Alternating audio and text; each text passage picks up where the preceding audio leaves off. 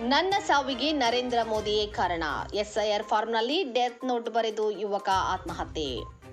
ಹೈದರಾಬಾದ್, ತೆಲಂಗಾಣದ ರಾಜಣ್ಣ ಸಿರ್ಸಿಲ್ಲಾ ಜಿಲ್ಲೆಯ ಗೊಲ್ಲಪಲ್ಲಿ ಗ್ರಾಮದ 25 ವರ್ಷದ ಪೇಂಟರ್ ಒಬ್ಬರು ನೇಣು ಬಿಗಿದು ಆತ್ಮಹತ್ಯೆ ಮಾಡಿಕೊಂಡಿದ್ದು, ಅವರ ಕೊಠಡಿಯಿಂದ ಪತ್ತೆಯಾದ ಎಸ್ಐಆರ್ ಫಾರ್ಮ್ನಲ್ಲಿ ಬರೆದ ಡೆತ್ ನೋಟ್ನಲ್ಲಿ ನನ್ನ ಸಾವಿಗೆ ಪ್ರಧಾನಿ ನರೇಂದ್ರ ಮೋದಿ ಕಾರಣ ಎಂದು ಉಲ್ಲೇಖಿಸಲಾಗಿದೆ.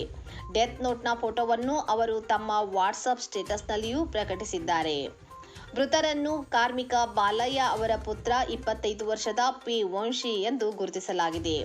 ಪೊಲೀಸರ ಪ್ರಕಾರ ವಂಶಿ ಇಂಟರ್ಮೀಡಿಯೇಟ್ವರೆಗೆ ವ್ಯಾಸಂಗ ಮಾಡಿದ್ದು, ಪೇಂಟರ್ ಆಗಿ ಕೆಲಸ ಮಾಡುತ್ತಿದ್ದನು.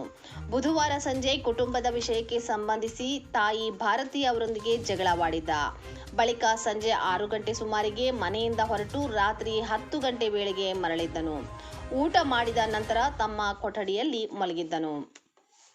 ಗುರುವಾರ ಬೆಳಿಗ್ಗೆ 6 ಗಂಟೆ ಸುಮಾರಿಗೆ ವಂಶಿ ಅವನ ಕೊಠಡಿಯಿಂದ ಟಿವಿಯ ಶಬ್ದ ಕೇಳಿಬಂದ ಹಿನ್ನೆಲೆಯಲ್ಲಿ ತಂದೆ ಬಾಲಯ್ಯ ಅವರು ಪರಿಶೀಲನೆ ನಡೆಸಿದಾಗ ಸೀಲಿಂಗ್ ಫ್ಯಾನ್ನ ರಾಡ್ಗೆ ನೇಣು ಬಿಗಿದ ಸ್ಥಿತಿಯಲ್ಲಿ ಪುತ್ರ ಪತ್ತೆಯಾಗಿದ್ದಾನೆ.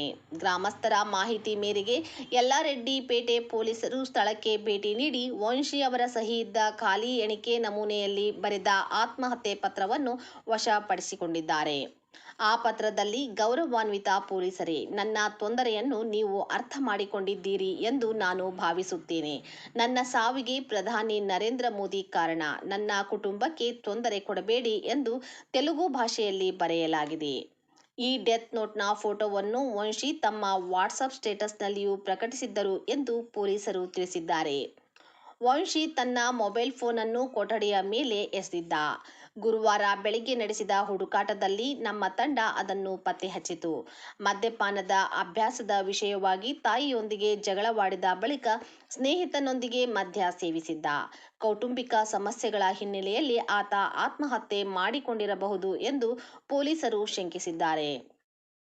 ಈ ಸಂಬಂಧ ಭಾರತೀಯ ನಾಗರಿಕ ಸುರಕ್ಷಾ ಸಂಹಿತೆ ಸೆಕ್ಷನ್ 194 ಅಡಿಯಲ್ಲಿ ಪ್ರಕರಣ ದಾಖಲಿಸಲಾಗಿದೆ. ಮೃತ ದೇಹವನ್ನು ಮರಣೋತ್ತರ ಪರೀಕ್ಷೆಗಾಗಿ ಸಿರ್ಸಿಲ್ಲಾ ಸರ್ಕಾರಿ ಆಸ್ಪತ್ರೆಗೆ ರವಾನಿಸಲಾಗಿದ್ದು, ಪೊಲೀಸರು ತನಿಖೆ ಮುಂದುವರಿಸಿದ್ದಾರೆ.